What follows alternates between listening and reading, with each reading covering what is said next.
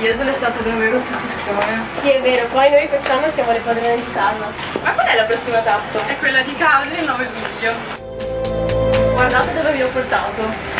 È veramente bello. E dovete sapere che questa scuola l'ho inaugurata proprio io l'anno scorso e possiamo trovare un sacco di attività da fare. C'è la piscina riscaldata, l'idromassaggio e la sauna. Ah, ma non solo, all'interno abbiamo varie tipologie di massaggi, trattamenti, c'è anche una palestra.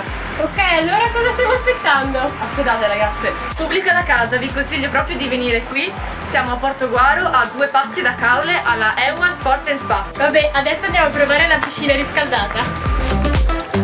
Vi ricordo, qui EUA Sport & Spa a Portoguaro e noi ci vediamo il 9 luglio a Caorle.